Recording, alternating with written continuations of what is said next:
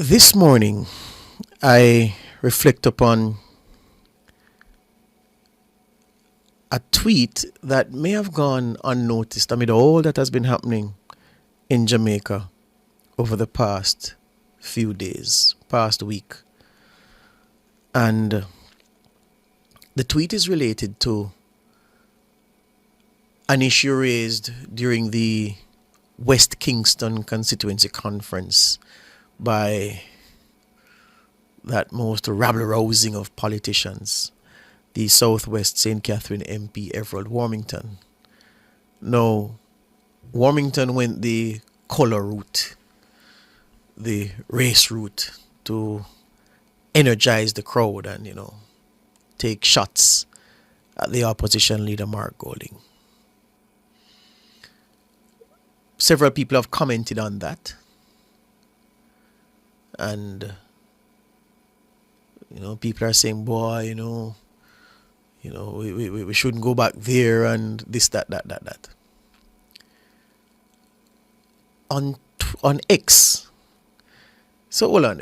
It don't name Twitter anymore, Jeremy. So do we still call posts on X a tweet? Yeah.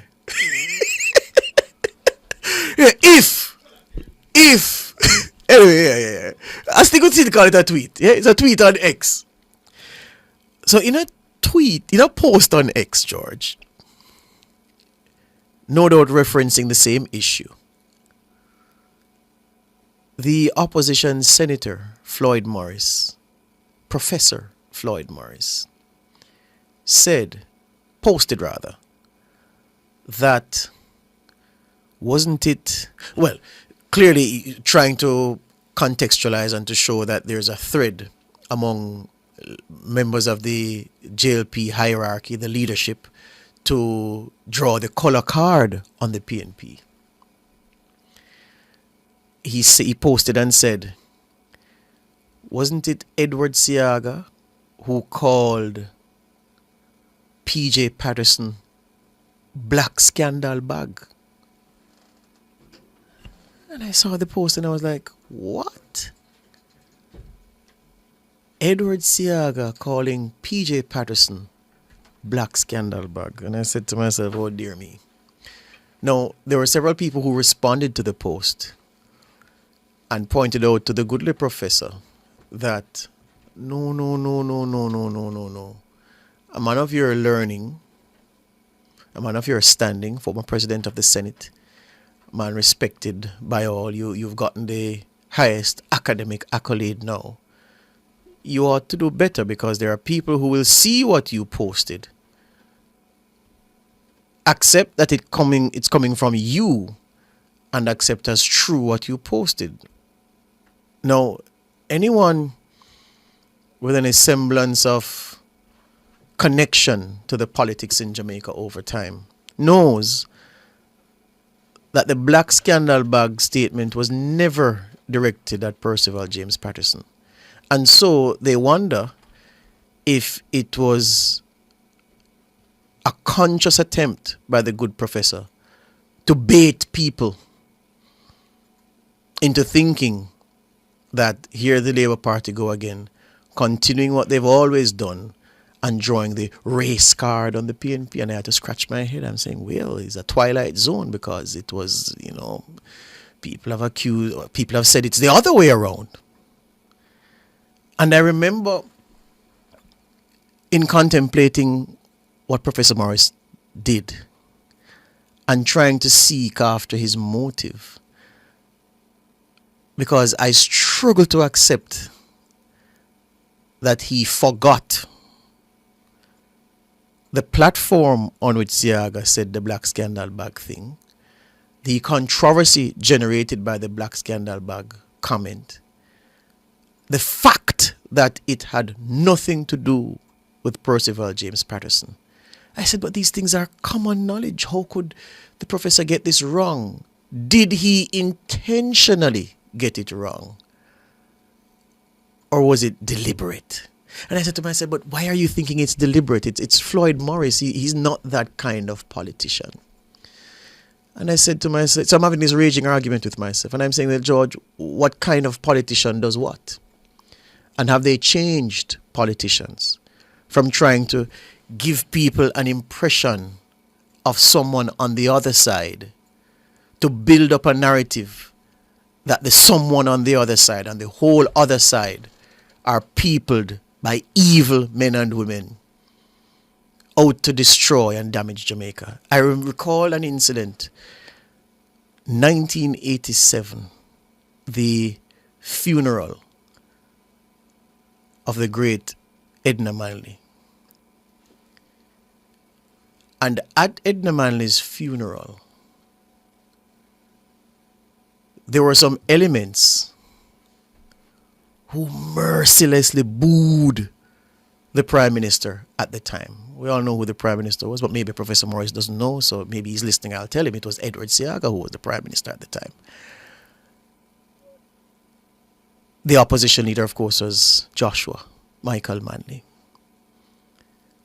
And the behavior of some elements in the crowd, at an occasion that was supposed to be somber, paying respects to an outstanding human being, an outstanding Jamaican, it was so bad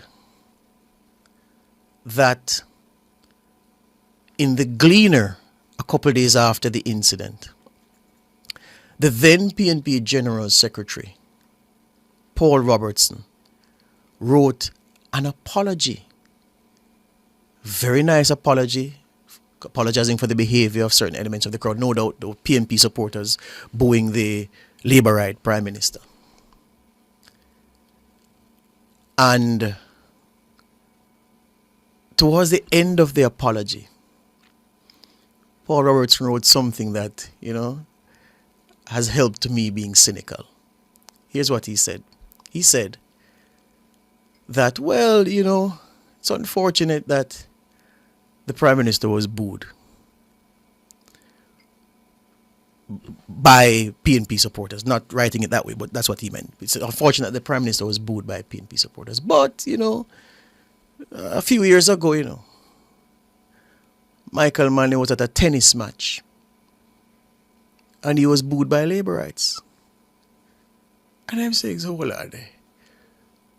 You draw a parallel between the Prime Minister, the Labourite Prime Minister, if you want to call it that, being booed at the funeral of one of the outstanding women of the time. And you compare that to Mr. Manley being booed at a tennis match. It never finished there.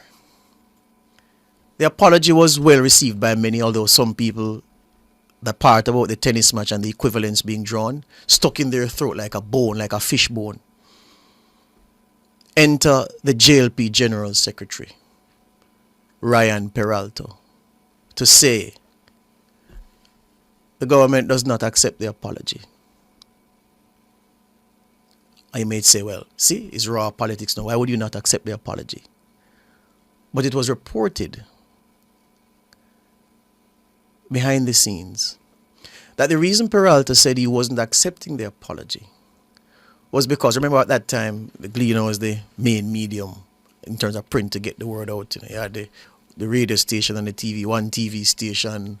I had limited radio, RJR, JBC, not much. So information limited, which is kind of what caught Edward Seaga with the Black Scandal Bag Vortex, but that's for another morning. So information was so limited that if you say it in the paper, somebody see it in the paper, and that them work with. So listen, watch me now. Peralta said the apology was not worth anything because what Paul Robertson intended to do by apologizing was to highlight the fact that the Prime Minister was booed. In other words, those who were not at the event would not have known that the Prime Minister was booed. But by putting it in the paper and apologizing for his supporters booing the Prime Minister, Robertson was highlighting it to the whole country that the Prime Minister was booed at this event.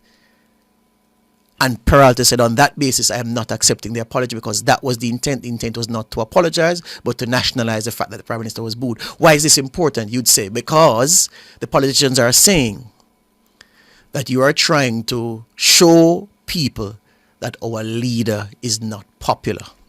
That our leader, there are people, that if some of the people he's leading who are not supportive of the way he's leading. I know it's a knotty thing, but I'm trying to pull it together now. So work with me. I'm saying to you that Floyd Morris's post on X led me back to that moment in the history and intent, because I never saw anything on the surface with the apology from Manley, from Paul Robertson rather. But when Peralta raised the issue of the cynicism behind it, I said, So I'm thinking about it. It's a Googleable thing, the Black Scandal Bag comment. If you ask anybody, they'll tell you what context it was made in. So when Professor Morris posted that, what was his intent? Because I am ruling out that he made a mistake. I'm saying he did not make a mistake. So what's the utility of that post by saying and asking in the same breath if it wasn't Seaga who called PJ Patterson and referred to him as Black Scandal Bag? Boy, may I tell you, them politicians are them not easy.